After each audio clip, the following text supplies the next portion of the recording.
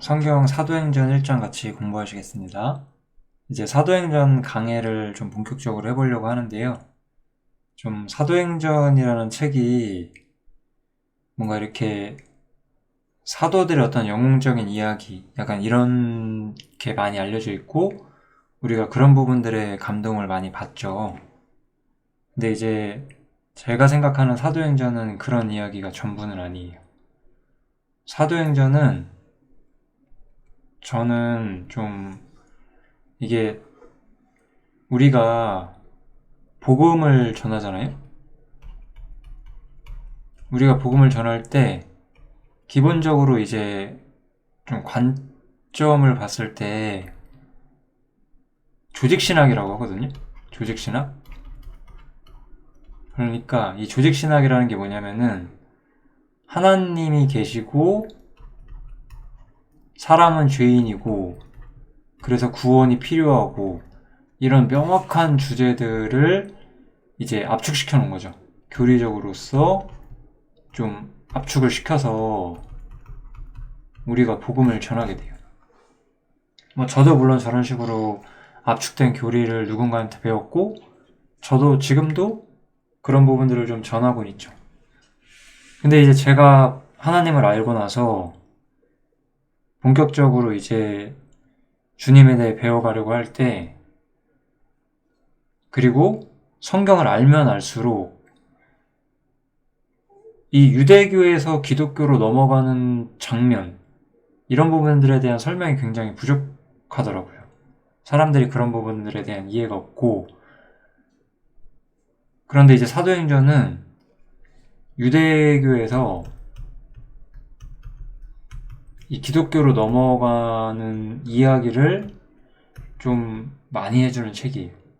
그것을 통해서 기독교라는 게 근본적으로 무엇인가, 유대교와는 무엇이 다른가, 이런 부분들을 좀 많이 우리가 살펴볼 수가 있습니다. 이 유대교라는 것은 지상에서 이스라엘이 축복을 받는 이야기를 하고 있는 거고요. 이 이야기가 성경에 굉장히 많죠. 그런데 기독교는 모든 신자들이 예수님과 연합되었죠. 그죠? 연합되어서 지금 예수님이 계신 하늘에서 우리가 영광을 소유하게 되는 이야기를 하는 거죠. 그래서 유대교에서 기독교가 어떻게 나오게 되는지를 아주 선명하게 이야기를 해주는 게 바로 사도행전이고, 사도행전을 통해서 우리가 기독교는 무엇이고 복음이란 게 어떻게 오게 되는지를 우리가 좀 더 많이 볼 수가 있습니다. 원래 우리가 그리스도인이고 성경에 어느 정도 익숙해진다면 사도행전을 좀 잘 공부를 하는 것도 도움이 돼요. 기독교라는 게 무엇인지를 올바로 알기 위해서.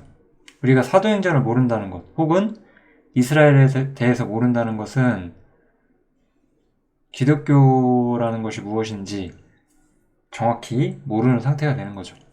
제가 여기서 말하는 기독교라는 것은 그냥 예수님을 믿는 신앙을 말하는 거지 어떤 종교 조직으로서의 기독교를 말하는 건 물론 아니에요.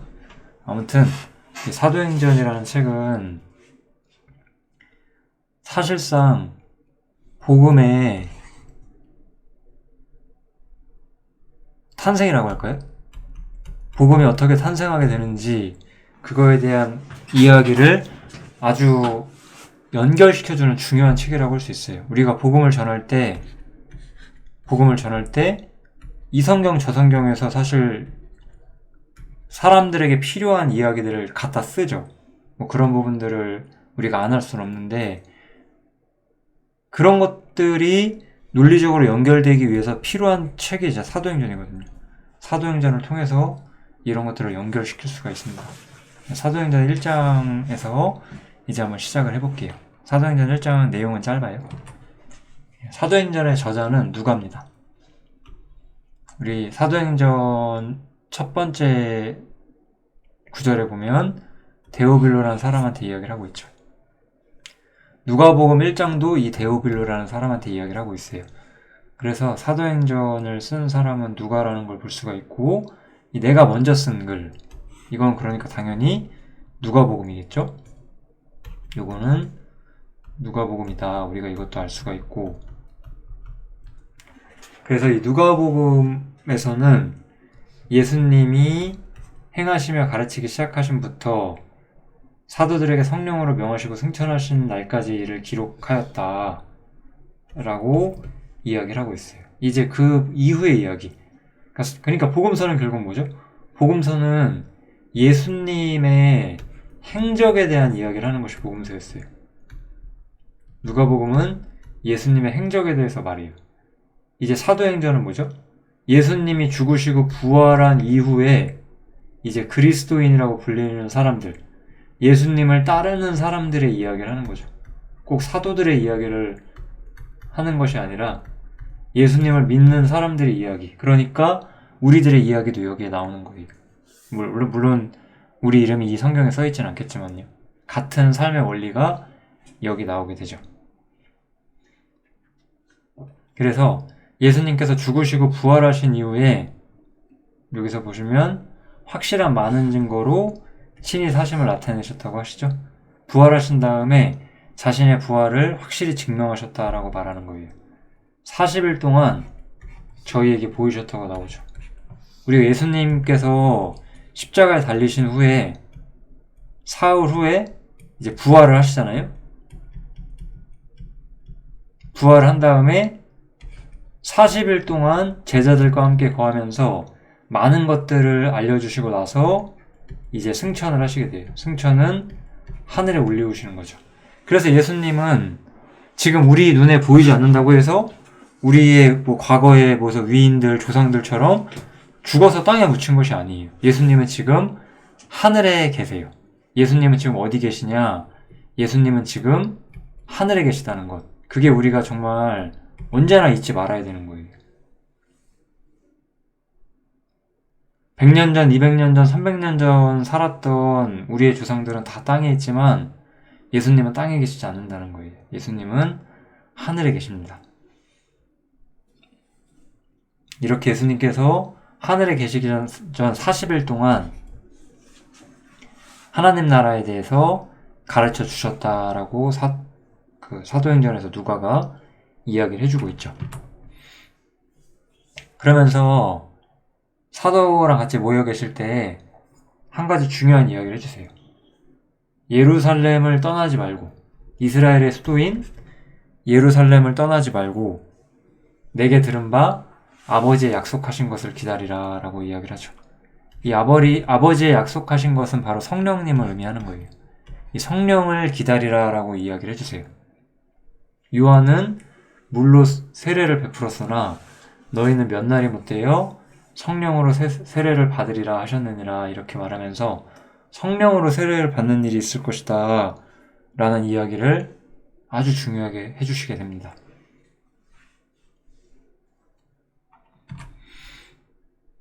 그 후에 이제 다시 제자들이 모였을 때 예수님께 물어요. 그러면 주님께서 이스라엘 나라를 회복하심이 이때입니까? 이렇게 물어보는 거예요. 아주 중요한 질문이죠.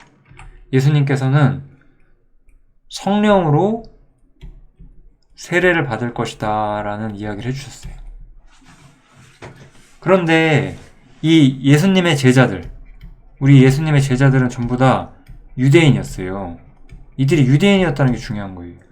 유대인들에겐 유대인의 믿음이 있었어요. 지상에서 이스라엘이 하나님 나라로서 확고한 자리를 되찾고 하나님의 영광을 드러내는 영광스러운 나라가 되고, 다른 나머지 모든 국가들이 예루살렘을 칭송하고 또 예루살렘의 하나님 여호와를 칭송하는, 그게 유대인들의 소망이었거든요. 그러니까 이 사람들은 주께서 이스라엘 나라를 회복하심이 이때입니까? 라고 물어봤어요. 제자들은 처음부터 그걸 기다려왔던 거예요. 제자들은 유대인이었고 이스라엘 회복을 기다려왔었고, 사실상 우리가 복음을 배울 때 제가 이런 얘기까지 할 시간이 없거든요. 이거는 또 성경에 대한 지식이 없는 사람들, 사실 복음을 처음 배우는 사람들한테는 너무 어려운 주제고, 우리 앞에 중요한 영혼 구원의 문제에 비해서는 상당히 중요성이 떨어지기 때문에 제가 이 얘기를 먼저 안 하겠죠. 일반적으로. 그쵸? 그렇지만 원래 성경은 어디서부터 와요? 원래 성경은 유대인으로부터 왔고 유대인들은 이런 생각을 가지고 있었다는 거예요. 그래서 성령 세례가 이겁니까? 라고 물은 거예요, 지금. 이런 겁니까? 그랬더니 때와 기한이라 함은 그 시간을 말하는 거잖아요. 아버지께서 자기의 권한에 두셨으니 너희의 알 바가 아니다. 즉, 이 이스라엘 나라의 회복은 아직은 너희가 알 수 없는 이야기다. 이거는 너희 상관이 없다. 너희가 알 바가 아니다. 라고 말하면서 이제 예수님께서는 아주 중요한 얘기를 하시죠. 여기서 기독교가 시작하는 거예요. 오직 성령이 너희에게 임하시면 이게 이제 아까 말했던 성령으로 세례를 받는 거잖아요.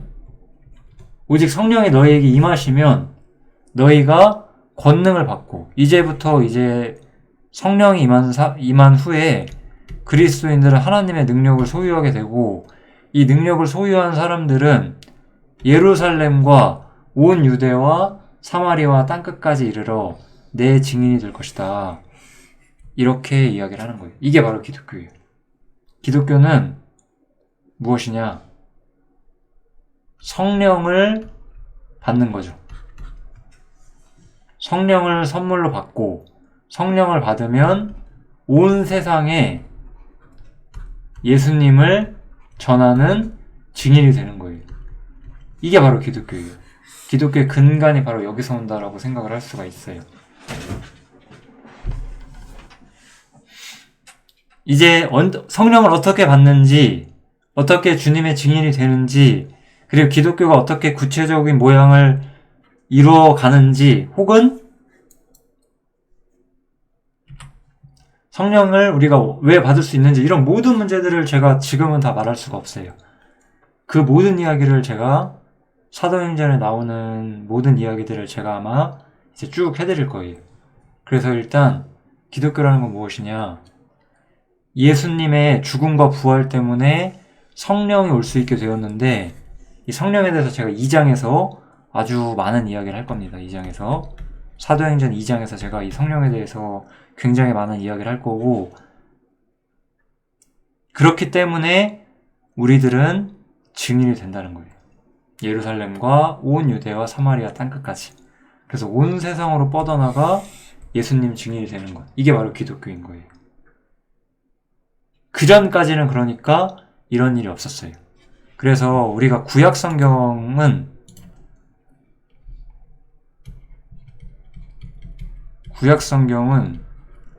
아직 이루어지지 않은 일에 대한 그림자들을 가지고 있었어요. 이루어지지 않은 일들에 대한 그림자. 이제 신약 성경은 예수님의 행적으로 시작해서 사도행전에서 이제 기독교가 어떻게 출현해서 어떻게 기독교가 나타나게 돼서 이제 어떻게 발전해 가는지가 나오고 이제 서신들이 쓰여지게 되는 거죠. 교리나 여러 가지 그리스도인의 삶의 방식들을 교정하는 어떤 편지들 그런 일들이 적혀지게 되고 마지막으로 장차 오게 될 마지막에 대한 이야기 그것이 이제 요한계시록이겠죠. 이런 식으로 신약 성경 기록이 되게 됩니다. 그래서 구약 성경을 우리가 사용하는 것은 더 주의해야 돼요. 구약 성경은 그리스도인들에게 직접 적용이 되지 않는 상황이 아주 많기 때문에 우리가 좀 주의해서 사용해야 되고 하지만 구약 성경은 사실은 이 예수님이 계시고 또 기독교가 형성될 것에 대한 아주 중요한 상징들을 소유하고 있죠. 그 상징들도 구약시대 그 자체 때는 풀리지 않았지만 이제 사도들이 그 이야기를 풀게 됩니다.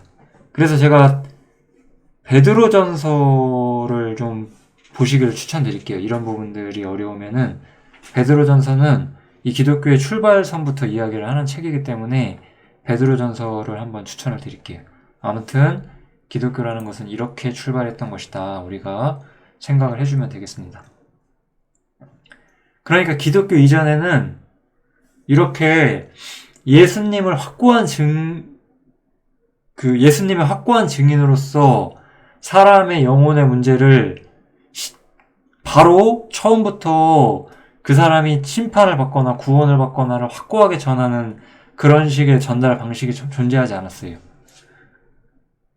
우리가 이스라엘을 보면은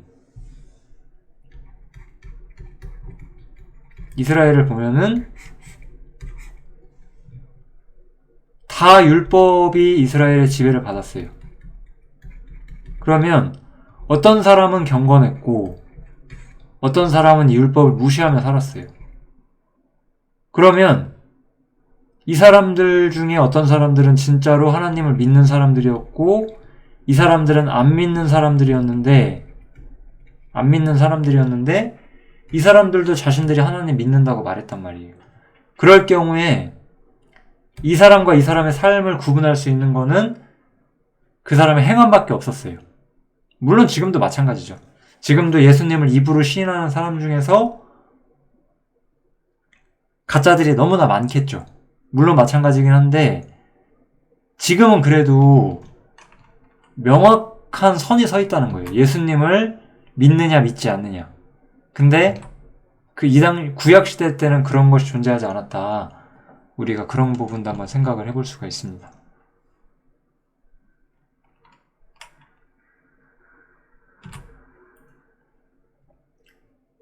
이 말씀을 마치시고 이제 예수님께서 승천을 하시게 되죠. 예수님은 제가 아까 말했던 것처럼 우리 눈에 보이지 않지만 죽으신 것이 아니에요. 승천하셔서 하늘에 계시고 하늘에서 우리를 도와주시고 계시죠. 우리가 항상 그것을 믿어야 돼요. 항상 예수님이 우리를 보신다. 우리를 보신다는 것. 우리의 삶을 지도하신다는 것. 그것을 항상 우리가 잊지 말아야 됩니다.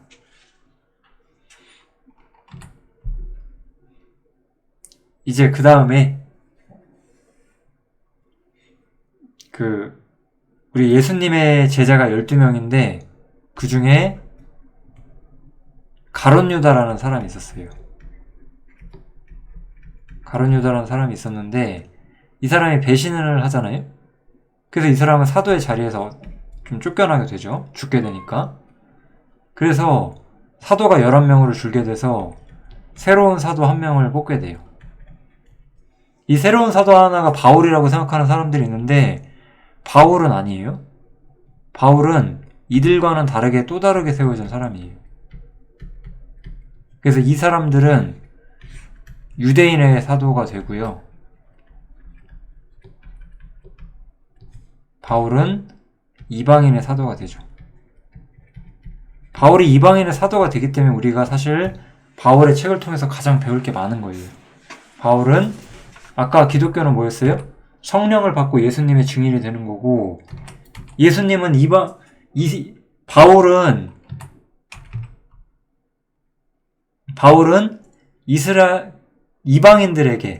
이방인들에게 증인이 된 사람이거든요.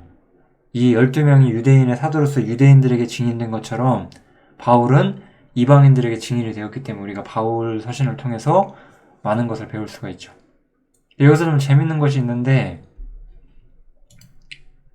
이 12번째 사도를 이제 뭐 여러 가지 에피소드들이 많이 있는데 좀 삭제를 했고요. 너무 내용이 많아서 마지막 구절만 좀 보면 여러 사람의 추천을 받아서 가장 후보 2명을 정해요. 후보 2명을 정한 다음에 이 후보 2명을 제비 뽑아요. 제비 뽑아서 마띠아라는 사람이 뽑히게 돼요. 그래서 저가 11사도의 수에 더해진다. 그래서 11명 플러스 다시 1명이 돼서 12명을 채우죠. 여기서 좀 제가 좀 궁금한 것은 굳이 이 한 자리를 채울 필요가 있었나라는 것도 우리가 생각을 해볼 필요가 있고요.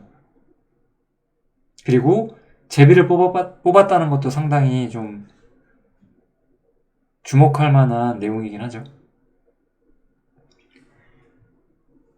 구약 성경을 보시면 이 제비 뽑아서 무언가를 정하는 것이 진짜 그냥 100번도 넘게 나와요. 정말로. 굉장히 유대인적인 방법이었어요. 이 사람들은 여전히 유대인이었고 유대인의 방법을 쓰고 있는 거죠. 그러니까 지금 우리가 제비 뽑아서 뭘 할 수 있냐? 안 돼요. 이런 것들은 지금 우리들에게는 전혀 허용되지가 않습니다. 이거는 유대인들이기 때문에 할 수 있었던 일이었던 것이고, 잠언에 보면 이런 말이 나오죠. 사람이 제비를 뽑아서 무엇을 결정할지라도 실제로 일을 지도하시는 것은 하나님이시다, 이런 표현이 있거든요. 잠언에. 그러니까 이 사람들은 잠언을 믿고, 또 원래 구약 때부터 조상들이 제비 뽑아서 많은 것들을 정했기 때문에 그냥 그렇게 한 거예요. 그렇지만 이거는 사실 기독교적인 방법은 전혀 아니다. 우리가 이런 것도 생각해야 됩니다. 이거는 기독교적인 방법은 전혀 아니고 아직 2장이 오지 않았으니까요. 2장에서 우리가 드디어 성령에 내려오게 되고, 이 1장은 성령에 내려온다는 것에 대한 어떤 예비적인 이야기라는 책이죠. 그래서 이제 2장에서 성령이 내려오는 이야기가 얼마나 중요하고 왜 이것이 어떤 기독교의 근간이 되는지를 제가 설명을 드릴 것 같습니다. 그리고 이제 성령이 내려온 후에 어떻게 새로운 신앙 공동체가 형성이 되는지도 한번 보게 되겠죠. 아마 방대한 내용이 될 것 같은데, 아마 2장이 가장 중요할 거예요. 사도행전은 어느 성경보다도 뭐 이렇게 제가 강의를 해나가면서 더 좀 강조할 만한 부분이 생길 수도 있지만, 제가 사도행전 이렇게 읽으면서 2장만큼 중요한 장은 없었다, 항상 그렇게 생각이 됩니다. 사도행전 2장에서 다시 뵙겠습니다. 감사합니다.